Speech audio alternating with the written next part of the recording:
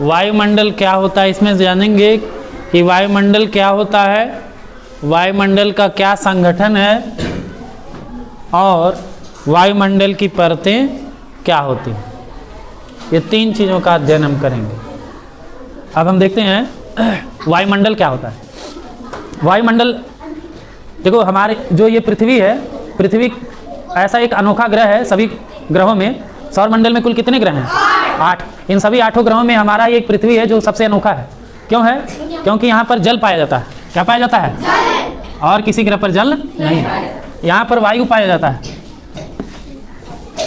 ठीक है, जिसके कारण, इन दोनों की उपस्थिति के कारण ही यहाँ पर जीवन संभव है, अन्यथा यहाँ पर जीवन नहीं संभव होता।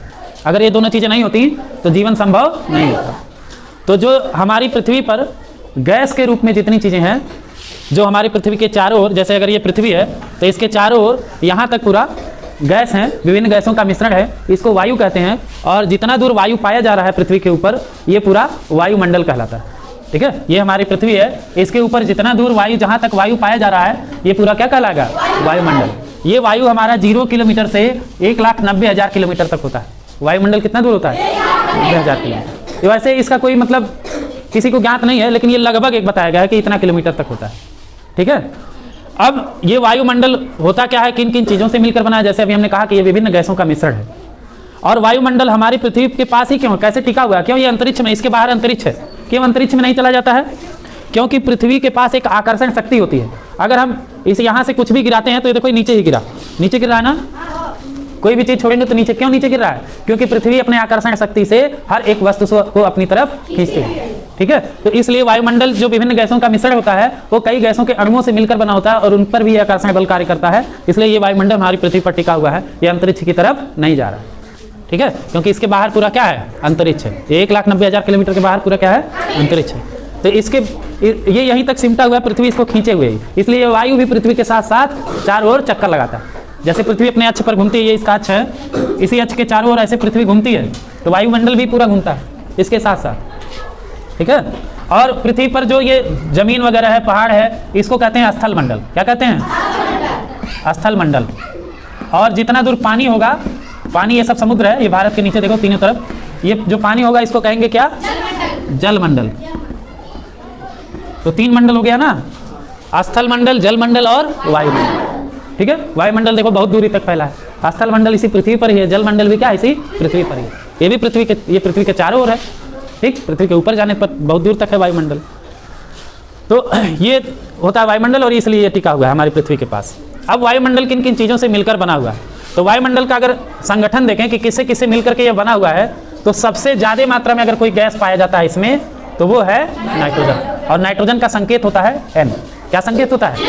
और ये सबसे ज़्यादा मात्रा में होता है, 78%। कितना परसेंट? 78% यही नाइट्रोजन ही होता है। और इसके बाद इससे कम होता है ऑक्सीजन। क्या होता है? ऑक्सीजन को अगर प्रतिशत के रूप में दिखाया जाए तो ये मात्र 21% है। कितना है? ऑक्सीजन कम है या नाइट्रोजन कम है? दोनों की अपेक्षा ऑक्सीजन क्या है? कम है। ऑक्सीजन हमारे लिए बहुत ही महत्वपूर्ण है, बिना ऑक्सीजन के हम जीवित नहीं रह सकते। तो अगर सोचो, जब हमारे लिए ऑक्सीजन महत्वपूर्ण है, क्या हमारे लिए नाइट्रोजन भी महत्वपूर्ण है? अगर चूंकि महत्वपूर्ण होगा तभी ये ज़्यादा है, 78% है। अगर महत्वपूर्ण नहीं होता तो ये इतना ज़्यादा नहीं होता। क्या काम करता है नाइट्रोजन? नाइट्रोजन सबसे ज़्यादा काम करता है पौधों के लिए। जितने भी पौधे होते हैं उनको नाइट्रोजन की आवश्यकता होती है। पौधे अपना भोजन तो प्रकाश संश्लेषण से कर लेते हैं, लेकिन जो खनिज पदार्थ है जैसे कि नाइट्रोजन वगैरह, तो इनको ये प्राप्त करते हैं मिट्टी से। किससे प्राप्त करते हैं? और कुछ पौधों में जो दलहनी फसलें होती हैं, उनमें उनकी जड़ों में, पढ़ाया गया है आपको, जड़ों में गांठें होती हैं जिसमें एक राइजोबियम नामक बैक्टीरिया होता है, और वो बैक्टीरिया इस नाइट्रोजन को नाइट्रेट में बदल देता है, फिर ये पौधे इसको ले लेते हैं। इस प्रकार के संबंध को सहजीवन कहते हैं, और ऐसे पौधे को सहजीवी पौधे कहते हैं। तो जो दलहनी फसलें होंगी, जैसे अरहर हुआ, मटर हुआ, इनकी जड़ों की गांठों में ये पाया जाता है। तो ये ऐसे नाइट्रोजन को लेते हैं। नाइट्रोजन सबसे ज़्यादा है, लेकिन डायरेक्ट पौधे नहीं ले पाते हैं इसको, ठीक है। इसको बैक्टीरिया की सहायता से या फिर मिट्टी में जब नाइट्रेट में बदल जाता है तब ये पौधे इसको ले लेते हैं, और उससे हमारे लिए ये प्रोटीन बनाते हैं, ठीक है। हमारे लिए क्या बनाते हैं? प्रोटीन। तो हमारे लिए नाइट्रोजन भी आवश्यक है। इसके अलावा नाइट्रोजन जो होता है वो आग लगने की संभावना को कम करता है। जहाँ ऑक्सीजन होता है वहाँ आग ज़्यादा तेजी से पकड़ता है ना। तो अगर सोचो उल्टा हो जाए, नाइट्रोजन 21% हो जाए, ऑक्सीजन 78% हो जाए, तो जरा सा भी आप हल्का सा अगर फ्रिक्शन होता, हल्का सा घर्षण होता तो तुरंत क्या होता, आग लग जाता, है ना। तो हमको इस वायुमंडल में रहना संभव नहीं हो पाता, तुरंत आग लग जाता। तो कौन, हालांकि जीने के लिए ऑक्सीजन तो खूब मिलता है ना, इतना मिलता है कि जो उससे ऊर्जा आप बहुत लेते, लेकिन नाइट्रोजन जो है वो आग लगने की संभावना को कम कर रहा है, इसलिए हमारे लिए नाइट्रोजन भी आवश्यक होता है। ठीक, इसके अलावा जो खाने पीने की वस्तुएं होती हैं जैसे चिप्स वगैरह, उनका पैकेट देखोगे तो हवा भरा रहता है, उसमें आखिरी गैसें और नाइट्रोजन भी भरी होती हैं जो कि उनको सड़ने गलने से बचाता है। तो ये हो गया। अगर इन दोनों को जोड़ा जाए तो देखो 78 और 21 जोड़ोगे तो कितना आएगा, 99, कितना आएगा 99%। तो बचा कितना 1%। जो ये 1% है इसी में सारी अन्य गैसें होती हैं, और इसमें भी इस 1% में भी सबसे ज़्यादा कौन होता है, आर्गन। आर्गन को संकेत आर्गन का AR होता है, ये सबसे ज़्यादा होता है। इसके बाद होता है कार्बन डाइऑक्साइड। कार्बन डाइऑक्साइड का संकेत CO2, इसको पढ़ते हैं हम कार्बन डाइऑक्साइड, ये दूसरे नंबर पर होता है इस 1% में, ठीक है। और इसके बाद नियान होता है, हीलियम, बाकी इतने में सारी गैसें होती हैं, नियान, हीलियम, हाइड्रोजन, ओजोन आप लिख सकते हो आदि, यानी अन्य सभी गैसें इसी प्रतिशत में आ जाएंगी। बहुत सारी गैसें होती हैं ना, तो अन्य सभी गैसें इसी प्रतिशत में आ जाएंगी। सबसे ज़्यादा नाइट्रोजन, उससे कम ऑक्सीजन, उससे कम आर्गन, उससे कम फिर हीलियम, हाइड्रोजन और सबसे कम ओजोन, इसके कम और भी होंगी गैसें। तो इतनी गैसों का ये मिश्रण है जिसके द्वारा हमारा वायुमंडल बना हुआ है, ठीक है। अब ये वायुमंडल की परतें क्या होती हैं इसको हम समझेंगे। ये था संगठन वायुमंडल। वायुमंडल की परतों को अगर देखें तो पूरा वायुमंडल हमारा मुख्य रूप से 1 क्षोभमंडल, 2 समतापमंडल, 3 मध्यमंडल, 4 तापमंडल और 5 बाह्यमंडल, यानी कि मुख्य रूप से 5 परतों से हमारा वायुमंडल बना हुआ है। और आइए अब देखते हैं कि ये जो हमारी पृथ्वी है इससे कितनी ऊंचाई पर कौन कौन से वायुमंडल की परतें पाई जाती हैं। तो सबसे पहले अगर देखा जाए तो जो पाया जाता है वो है क्षोभमंडल। इसको इंग्लिश में कहते हैं ट्रोपोस्फियर। क्या बोलते हैं? औसतन ये इसकी ऊंचाई पृथ्वी के धरातल से 12 किलोमीटर तक होती है। कितनी होती है? 12 किलोमीटर तक इसकी ऊंचाई औसतन होती है। वैसे तो किसी किसी किताब में इसकी ऊंचाई 15 किलोमीटर दिया है, लेकिन हर जगह इसकी ऊंचाई अलग अलग होती है। जैसे अगर हम पृथ्वी के ध्रुवों की बात करें तो 2 ध्रुव होते हैं, एक होता है उत्तरी ध्रुव और दूसरा होता है दक्षिण। उत्तरी ध्रुव पर जो अक्षांश होता है वो 90 डिग्री नॉर्थ होता है और दक्षिणी ध्रुव पर अक्षांश 90 डिग्री साउथ होता है। तो यहाँ पर 8 किलोमीटर होता है। ध्रुवों पर इस क्षोभमंडल की ऊंचाई कितनी होगी? 8 किलोमीटर। और ये जो 0 डिग्री अक्षांश होता है इसको विषुवत रेखा, भूमध्य रेखा भी कहते हैं। ये इस पर इसकी ऊंचाई क्षोभमंडल की 18 किलोमीटर होती है। कितनी होती है? 18 किलोमीटर तक। तो इस क्षोभमंडल में बहुत ही महत्वपूर्ण है हमारे लिए क्षोभमंडल, क्योंकि इसमें सारे महत्वपूर्ण मौसमी घटनाएं होती हैं, जैसे बादल का गरजना, वर्षा होना, बिजली का कड़कना, कोहरा पड़ना। इस समय कोहरा पड़ रहा है ना, ठंडक है, तो ये सारे मौसमी घटनाएं इसी क्षोभमंडल में होती हैं। इसके ऊपर जो है इस तरह की घटनाएं नहीं पाई जाती हैं। आप देखो क्षोभमंडल चूंकि 12 किलोमीटर तक है तो इसका मतलब ये माउंट एवरेस्ट से भी ऊंचा है। माउंट एवरेस्ट की ऊंचाई कितनी है? 8,848 या लगभग 50 मीटर है ना। अब 8,850 हो गया, पहले 8,848 था। माउंट एवरेस्ट की ऊंचाई लगातार बढ़ रही है। हिमालय है ना, ये हिमालय चूंकि तो ये पढ़ाया गया, हिमालय पर्वत अभी भी जो है इसकी ऊंचाई बढ़ती जाती है। तो ये इससे भी ऊंचा है ना। 8,848 को अगर किलोमीटर में चेंज किया जाए तो लगभग ये 8.8 किलोमीटर आएगा। कितना आएगा? 8.8 या कह सकते हैं 8.9 किलोमीटर, यानी लगभग 9 किलोमीटर के आसपास। तो ये 12 किलोमीटर यानी इससे ऊंचा होगा क्षोभमंडल, ठीक है। तो ये क्षोभमंडल की ऊंचाई है। इस क्षोभमंडल की खासियत ये है कि यहाँ पर तापमान एक समान नहीं रहता।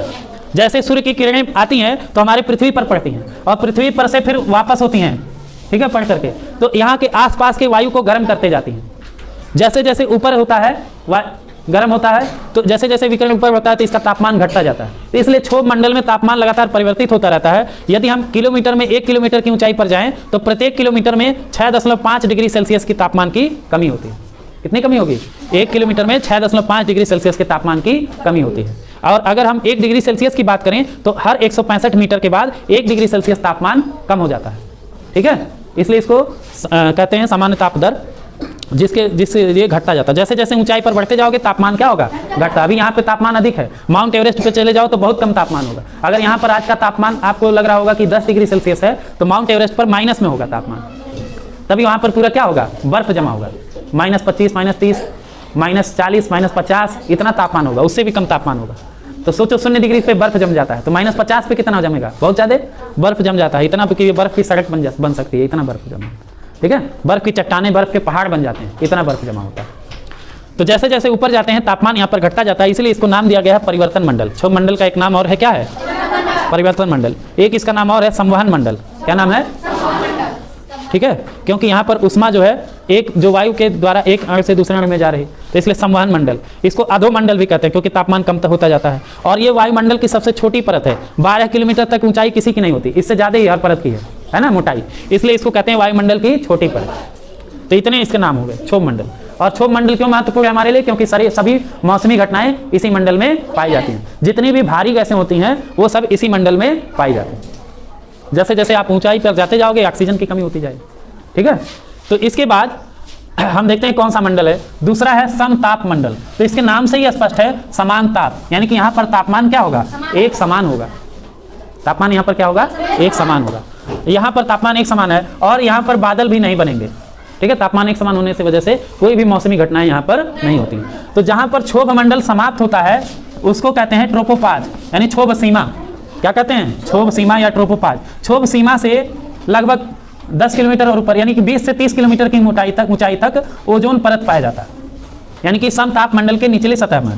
और क्षोभ मंडल से ऊपर है ना क्या होता है, ओजोन परत। ये ओजोन परत क्या करता है, पर जो सूर्य की अल्ट्रावायलेट रेज होती हैं, यूवी रेज अर्थात पराबैंगनी किरणें, ये बहुत ही हानिकारक होती हैं, इसको छान कर हमारे तक भेजता है। अगर ओजोन परत न रहे तो हम जीवित नहीं रहेंगे, इतना गर्मी हो जाएगा कि यहाँ पर कोई जीवित नहीं रहे। तो हमारे पास जो ओजोन गैसें हैं ये बहुत ही महत्वपूर्ण है, ठीक है। ऑक्सीजन देखो, अगर यहाँ पर ऑक्सीजन हमारे लिए जीवन दे रहा है और ये जीवन रक्षक का काम कर रहा है ओजोन।